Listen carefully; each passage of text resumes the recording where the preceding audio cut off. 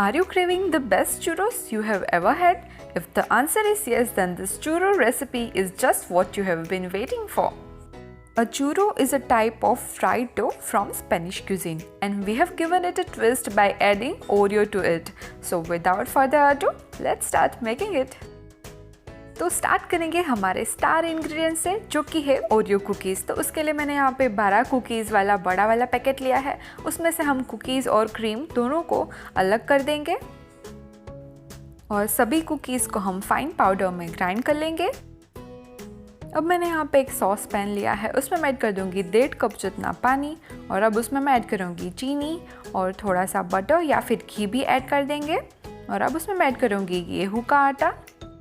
Low to medium flame पर continuously चलाते रहेंगे और अब उसमें मैं ऐड करूँगी थोड़ा सा नमक और इसे हम थोड़ा सा गाढ़ा होने देंगे। और अब उसमें ऐड करने के हमारा ओरियो पाउडर और उसे हम कंटिन्यूअसली मिक्स कर लेंगे। तो हमारा मिक्सचर अब रेडी हो चुका है। इसे हम बाहर एक बाउल में सेपरेटली निकाल लेंगे। हाथों को मैंने ऑयल से ग्रीस कर लिया है। डो भी हमारा थोड़ा सा ठंडा हो चुका है, तो उसमें से हम इस तरह से छोटे छोटे बॉल्स बना लेंगे। तो इसी तरह से मैंने सारे ओरियो बॉल्स बना लिए हैं। नेक्स्ट मैं बना रही हूँ फ्रॉस्टिंग। तो उसके लिए मैंने जो यहाँ पे क्रीम अलग करके रखा था, उसमें मैं ऐड कर दूँगी तेल और उसे हम कंटिन्यूअसली चलाते रहेंगे। तो हमारा क्रीमी ओरियो फ्रॉस्टिंग अब रेडी है। चूरोस को फ्राई करने के लिए हमारा ऑयल भी अब गर्म हो चुका है। तो उसमें हम एक एक करके ओरियो चूरो बॉल्स को ऐड करते जाएंगे और उसे हम लो मीडियम आंच पर बाहर से क्रिस्पी होने तक तल लेंगे। तो हमारे सारे ओरियो चूरो बॉल्स अब बन चुके हैं। इसे हम बाहर निकाल लेंगे और उसे हम फाइनली गार्निश करेंगे हमारे फ्रॉस्टिंग से, जिसको हमने पहले बना के रखा हुआ था।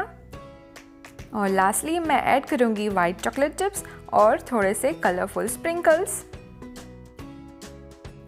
So here it goes, the best fresh homemade churros made entirely from scratch, right in the comfort of your very own kitchen with some basic ingredients. They are crispy on outside, buttery soft inside with that addictive Oreo flavor that you can't resist. And if you like this recipe, then comment below, subscribe to the channel and see you next time.